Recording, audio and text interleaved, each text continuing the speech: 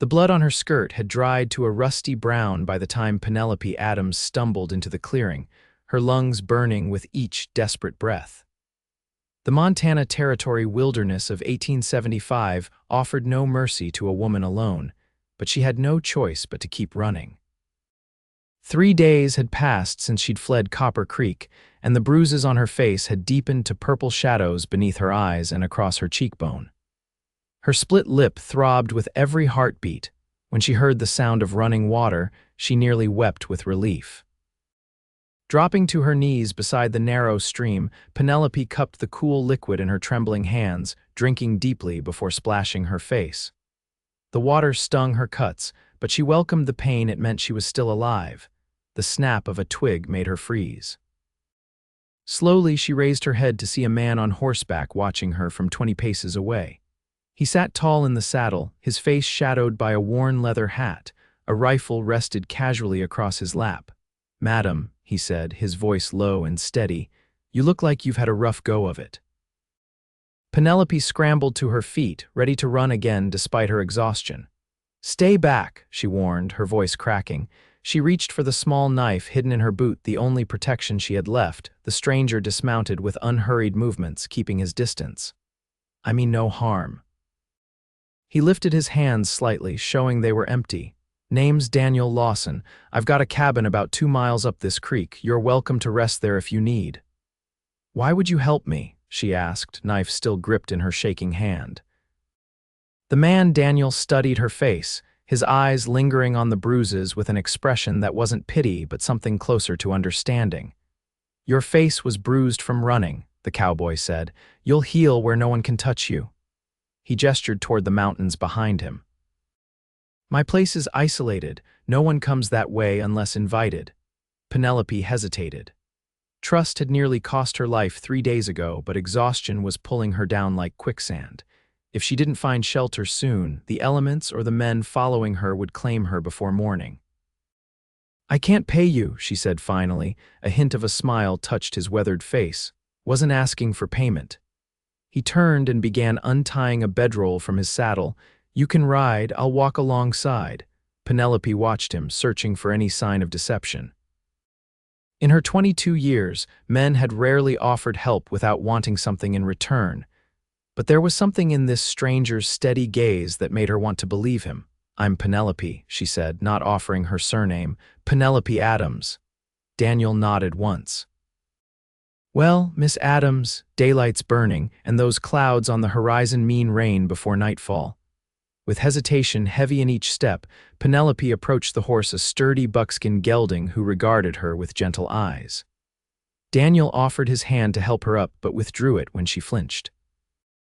"You can manage on your own, I expect," he said, stepping back. Once mounted, Penelope slipped her knife back into her boot. She would need it again if her judgment proved poor. Daniel gathered the reins and began leading the horse through the trees, following the course of the stream upward into the mountains. For nearly an hour, they traveled in silence. The terrain grew steeper, the pines thicker, until finally they emerged into a small clearing. A sturdy log cabin stood with its back to a rocky hillside, smoke curling lazily from the stone chimney. A corral held 2 more horses, and a small garden plot stretched alongside the cabin. "It's not much," Daniel said, "but it's dry and warm." As they approached, the cabin door swung open and Penelope tensed. An elderly man with a shock of white hair stepped onto the porch, a shotgun held loosely in his hands. "Took you long enough, Danny," the old man called. His eyes narrowed when he spotted Penelope. "Who's this?" "Someone needing shelter, Joe," Daniel answered. "Miss Adams, this is Joseph Blackwell. He was my pa's friend, lives here with me since his eyesight started failing." The old man humphed but lowered his shotgun. "Another stray, is it? Well, come on then, stew's getting cold." Daniel helped Penelope dismount, again careful not to touch her unless necessary. "Joe's bark is worse than his bite," he murmured, "and he makes the best venison stew this side of the Continental Divide." Inside, the cabin was simple but tidy. A large stone fireplace dominated one wall, with a cooking pot bubbling over the flames. A wooden table with 4 chairs stood in the center, while 2 rope beds occupied opposite corners. A ladder led to what appeared to be a loft space. "You can have my bed tonight," Daniel said, gesturing to the one furthest from the door. "I'll sleep in the loft." "I can't take your bed," Penelope protested weakly. "You can and will," Joe interjected, ladling stew into 3 wooden bowls. "Boys slept in worse places." "Now sit and eat before you fall over." Too exhausted to argue, Penelope sank into a chair. The stew's rich aroma made her stomach clench painfully, reminding her that she'd eaten nothing but a few berries in days. She took a spoonful and closed her eyes, savoring the taste. "Whoever did that to your face," Joe said bluntly, "must be a real piece of work." Penelope's spoon froze midway to her mouth. "Joe," Daniel warned, "what? I'm just saying what we're both thinking." The old man fixed Penelope with a roomy stare. "Husband, father, boss." "None of those," Penelope answered softly. "Just a man who doesn't like being told no." A tense silence followed. Daniel pushed away from the table and went to a shelf, returning with a small tin. "It's arnica salve," he explained, setting it beside her bowl, "for the bruises." "Thank you," she whispered. After they'd eaten, Joe retired to the other bed with a dog-eared book.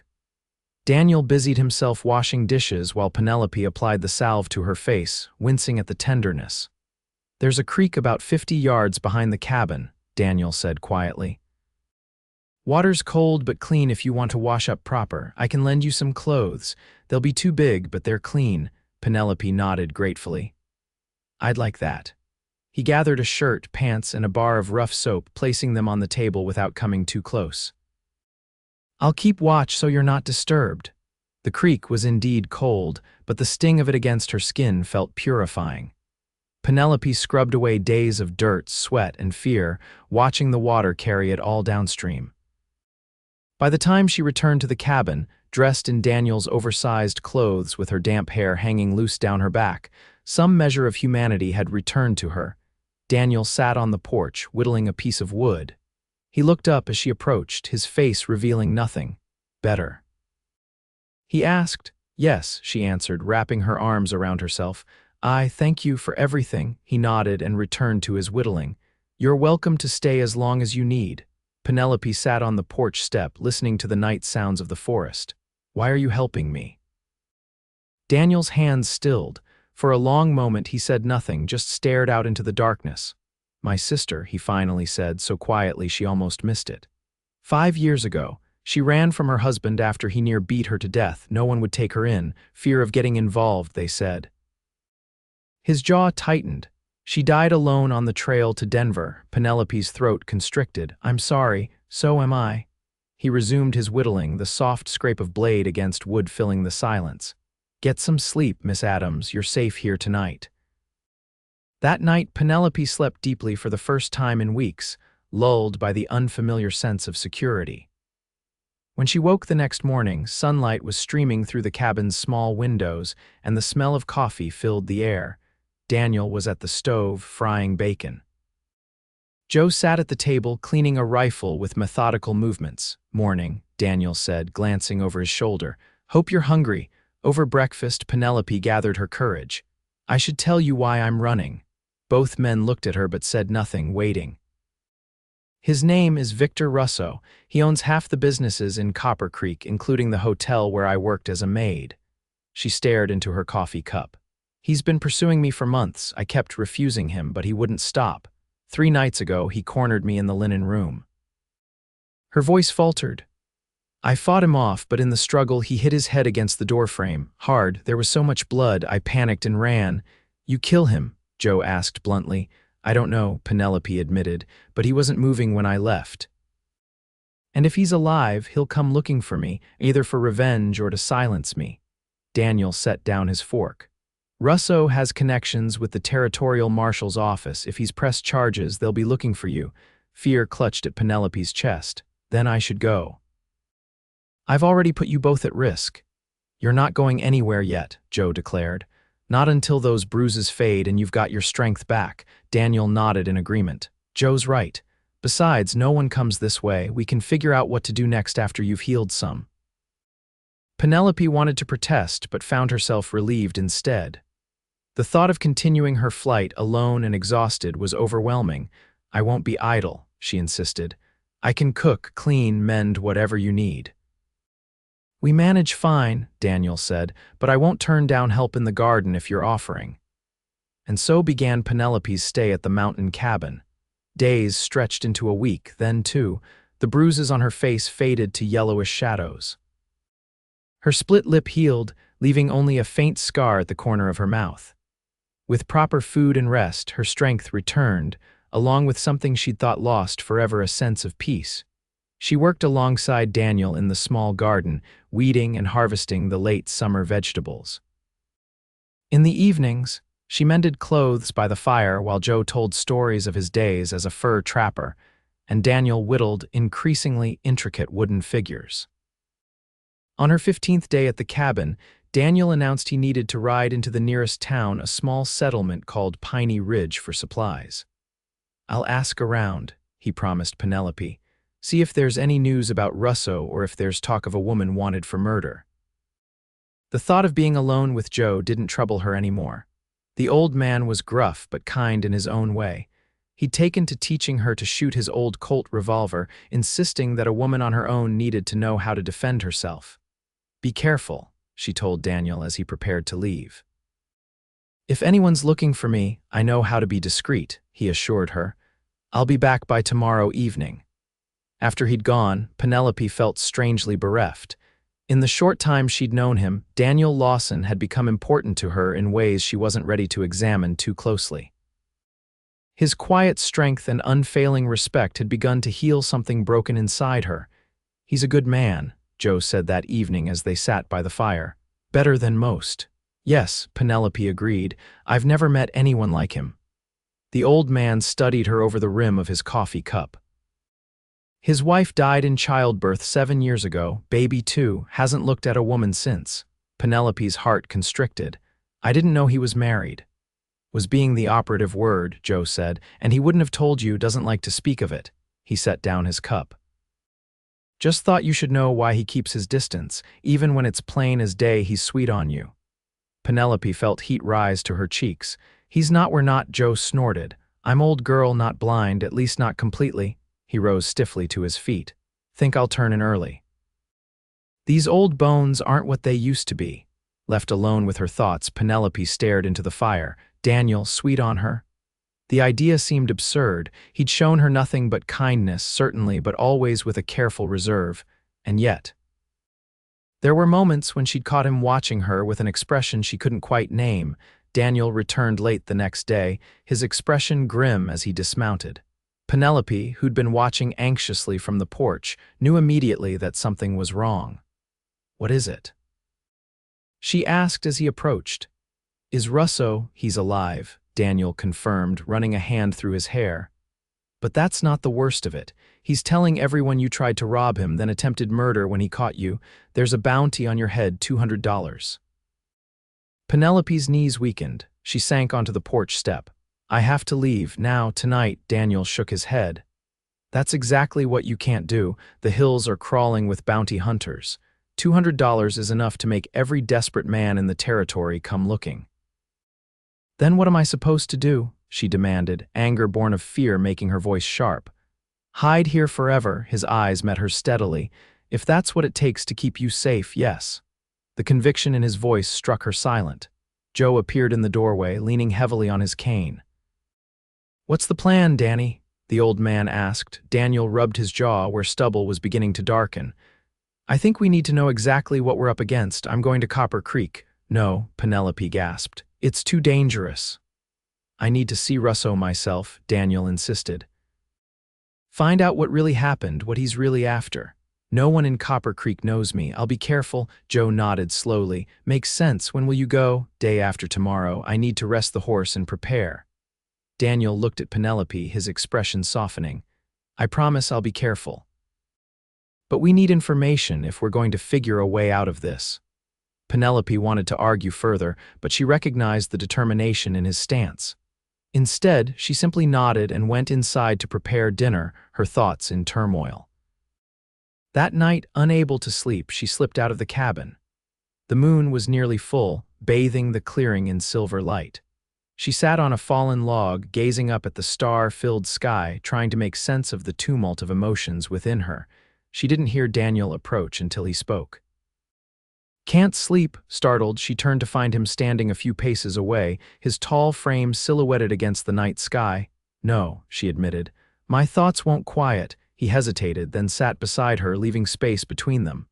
"Mine either." They sat in silence for several minutes, listening to the night sounds of the forest. Finally, Penelope spoke. "Joe told me about your wife." Daniel's body tensed, but he didn't respond immediately. When he did, his voice was low and controlled. "Her name was Sarah. It was a long time ago." "I'm sorry," Penelope said softly. "Me too." He stared out into the darkness. "I couldn't save her or our son." The raw pain in his voice made her heart ache.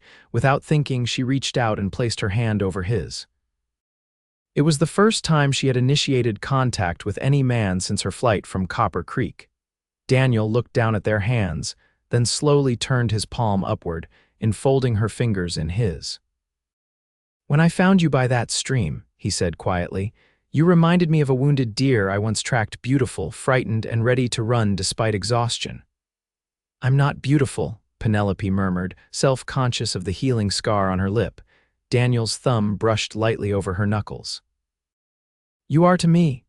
The simple declaration hung in the air between them, fraught with meaning. Penelope's heart hammered in her chest as she raised her eyes to his. What she saw there made her breath catch, longing, yes, but tempered with such gentleness that tears sprang to her eyes. "I'm afraid," she whispered, "not just of Russo or bounty hunters, but of the feelings growing inside her." "I know." His hand tightened around hers. "So am I." They sat together until the moon slipped behind the mountains, their clasped hands a tentative bridge across the chasm of their separate pains. The day before Daniel was to leave for Copper Creek, a summer storm rolled in from the west, bringing thunder that shook the cabin and rain that fell in sheets. By evening, the creek had risen dangerously, and Daniel was forced to move the horses to higher ground. "No traveling tomorrow," Joe declared as Daniel returned, soaked to the skin. "Not unless you want to drown in a flash flood." Daniel nodded grimly, stripping off his wet coat. "Creek's already over its banks. We'll have to wait until it recedes." Penelope handed him a towel, their fingers brushing in the exchange.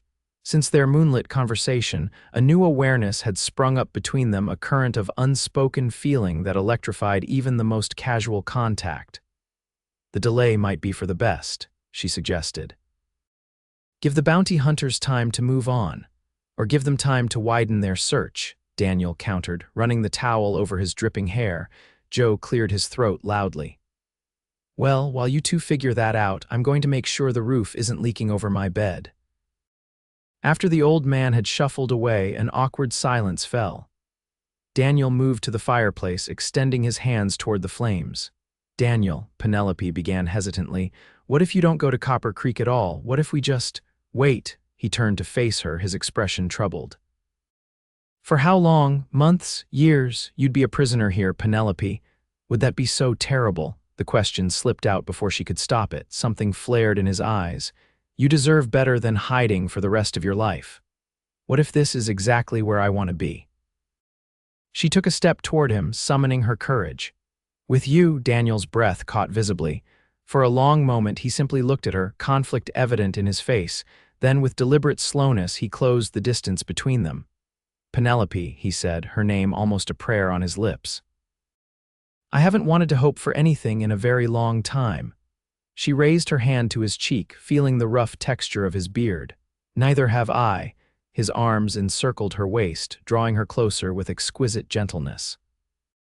When their lips finally met, it was like coming home to a place she'd never been before, unfamiliar yet perfectly right.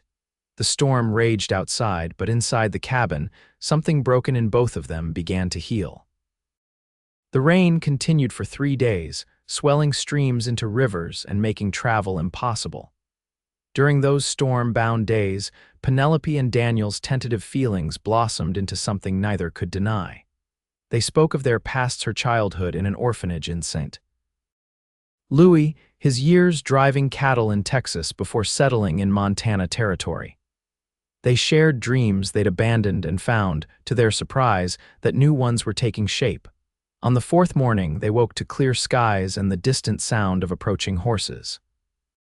Daniel was on his feet instantly, reaching for his rifle. "Stay inside," he ordered, peering through the window. "Joe, get Penelope to the root cellar if things go bad." Joe nodded grimly, already loading his shotgun. Penelope's heart pounded as she watched Daniel step onto the porch, rifle held ready but not aimed. Through the window, she could see 3 riders approaching 2 men and, to her shock, a woman. "That's far enough," Daniel called when they were within earshot. "State your business." The lead rider, a man with a silver marshal's badge pinned to his vest, reined in his horse. "Looking for a fugitive," he announced. "Woman named Penelope Adams, wanted for attempted murder and theft in Copper Creek." Daniel's stance didn't change. "Haven't seen any strangers up this way." The marshal dismounted slowly. "Mind if we take a look around? Got a description, says she's about 22, dark hair, might have bruises or cuts on her face." "I mind very much," Daniel replied evenly. "This is private property, Marshal. You got a warrant," the lawman frowned. "Now listen here." "No, you listen," Daniel cut him off. "I know the law. You don't have jurisdiction up here without proper papers, and even if you did, I don't take kindly to uninvited guests." The standoff might have escalated, but the woman suddenly urged her horse forward. "Mr. Lawson," she called, "I'm not here as your enemy. I'm Sophia Bennett, owner of the Copper Creek Gazette." Daniel's rifle barrel dipped slightly. "The newspaper?" "Yes." The woman was perhaps 40, with shrewd eyes and a determined set to her jaw.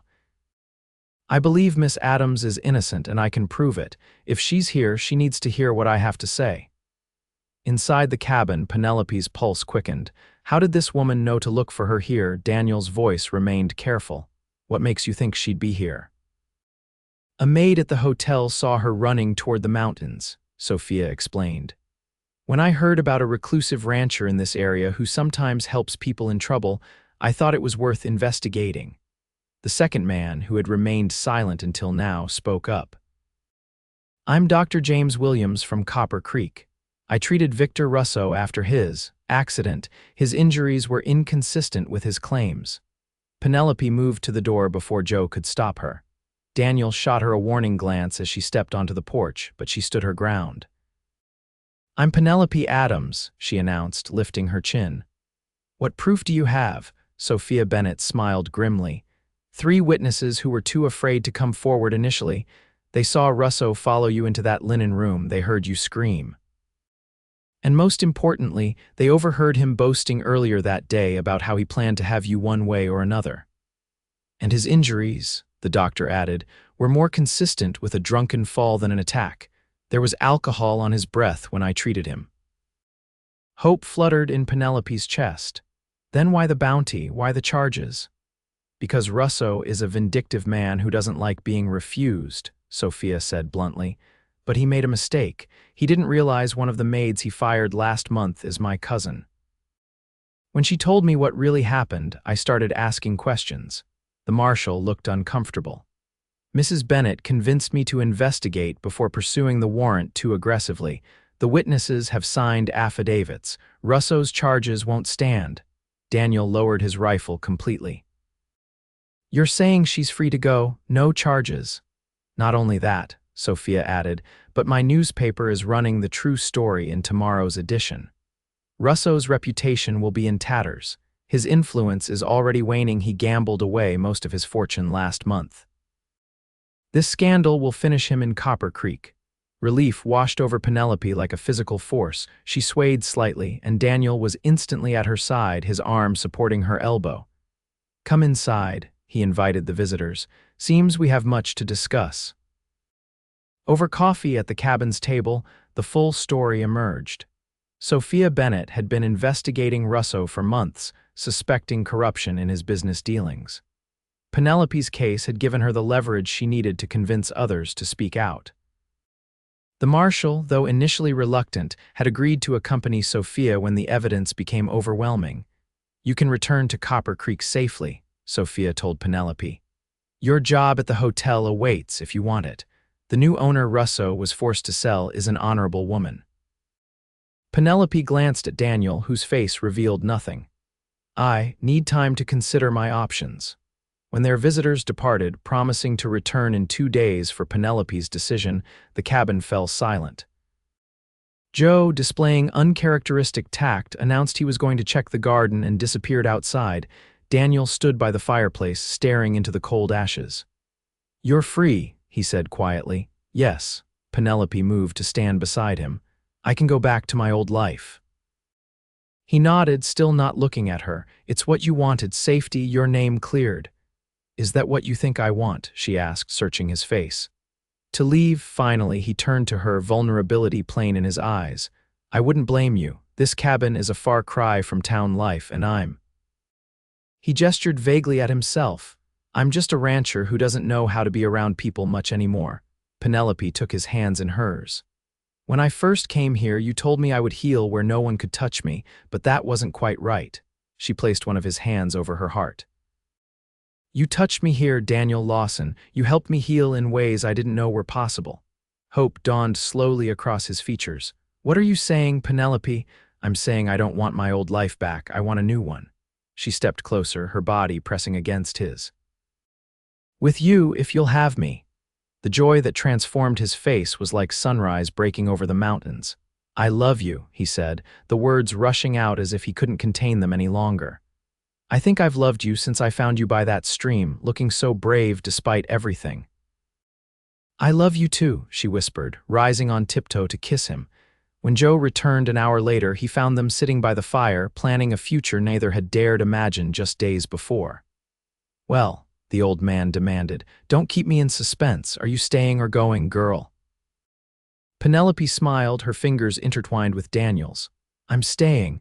We're thinking of expanding the cabin, actually, adding another room or two." Joe harumphed, but his eyes twinkled. About time this place had a woman's touch, and maybe some little ones running around eventually.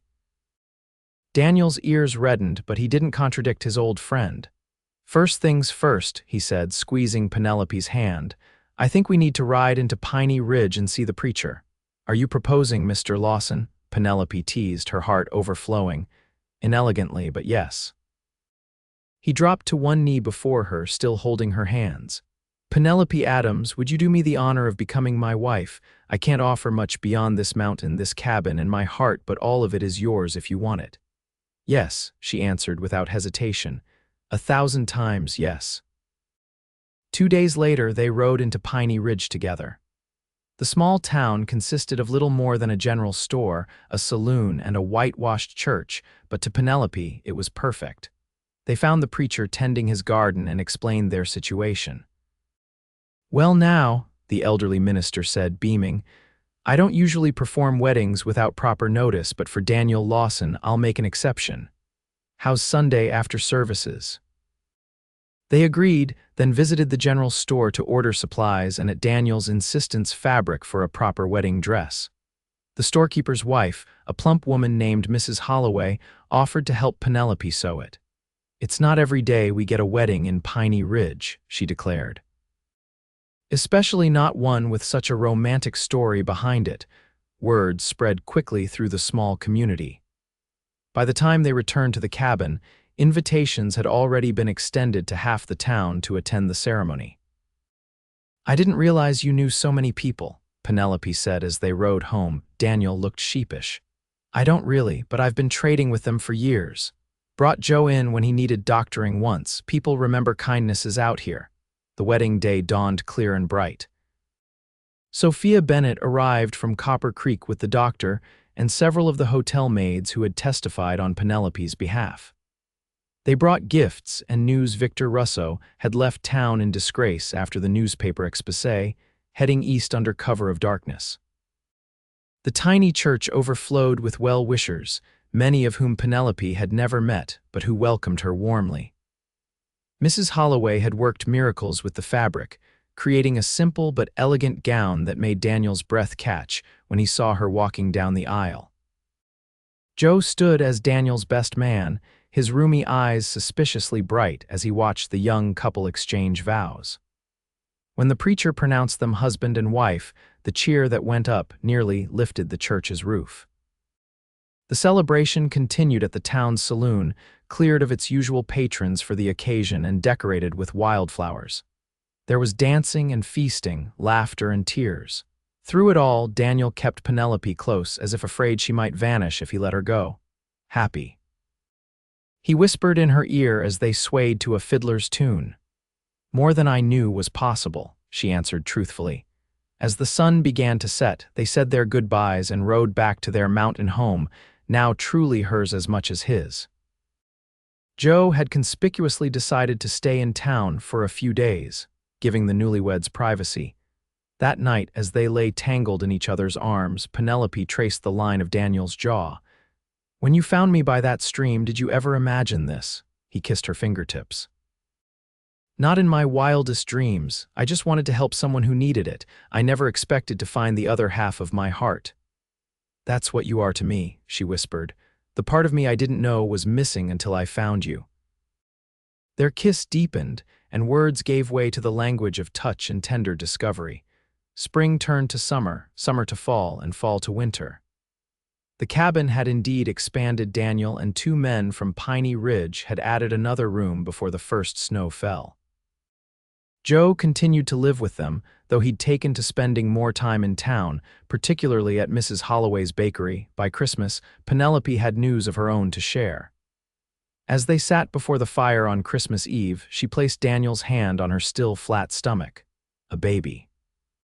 He whispered, awe and trepidation mingling in his voice. She nodded, understanding his fear. "Dr. Williams says I'm healthy and strong, not like—" She didn't need to finish the sentence. Daniel pulled her close, burying his face in her hair. "I'll take care of you both," he promised.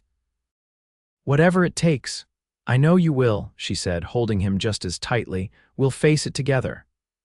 The winter passed slowly, the cabin snug against the mountain storms. Joe fussed over Penelope like a mother hen, insisting she rest while he took over more of the cooking and cleaning. Daniel split extra firewood, hunted fresh meat whenever possible, and read aloud to her in the evening's books ordered specially from Denver. In early June, just as the mountain wildflowers were beginning to bloom, Penelope went into labor. Daniel rode through the night to bring Dr. Williams, who arrived just in time to help deliver a healthy baby boy with a shock of dark hair and his father's steady gaze. "Samuel," Penelope whispered when they placed him in her arms. "After your father." Daniel, who had not left her side through the entire ordeal, could only nod, too overcome to speak. Later, as morning light filtered through the cabin windows, Daniel sat beside Penelope's bed, their son sleeping peacefully between them. "I never thought I'd have this again," he admitted quietly. "A family, hope for the future." Penelope reached across their child to take his hand. "When I was running through those woods, I thought my life was ending. I never imagined it was just beginning." Daniel leaned forward to kiss her gently. "Remember what I told you that first day? That you would heal where no one could touch you," she smiled. "I remember." "I was wrong," he said, gazing at their son with wonder. "You healed by letting someone touch your heart, and you healed mine in return." Outside, the mountain stood sentinel over the small cabin, just as it had for countless seasons before. But inside, where love had taken root in wounded soil, something rare and precious bloomed, a family forged from broken pieces made whole again. As years passed, the Lawson homestead grew. A daughter joined Samuel 2 years later, followed by twins, a boy and a girl, 3 years after that. The garden expanded into proper fields. The horse corral became a small barn housing not just horses but milk cows, chickens, and a particularly stubborn goat that Samuel had rescued as a kid. Joe remained with them until his peaceful passing during the winter of 1882, by which time the oldest children were old enough to understand the loss. They buried him on a sunny hillside overlooking the cabin, where wildflowers would bloom each spring. Penelope started a small school in their expanded home, teaching not just her children but others from nearby homesteads. Daniel's carpentry skills improved with each passing year, his wooden figures becoming sought-after items in shops as far away as Denver. And sometimes, on clear nights when the children were asleep, Penelope and Daniel would sit on the porch just as they had that first summer, holding hands and gazing at the stars. They would remember how far they had come from a bruised young woman fleeing for her life and a lonely rancher who had forgotten how to hope. "Do you ever regret it?" Daniel asked once. "Staying here instead of returning to town life?" Penelope rested her head on his shoulder, listening to the familiar night sounds of their mountain home. "Not for a single moment," she answered. "This is where I was always meant to heal, where we both were." And as he kissed her under the vast Montana sky, they knew with absolute certainty that some wounds were meant to lead you home to the place where healing touches not just the body, but the soul.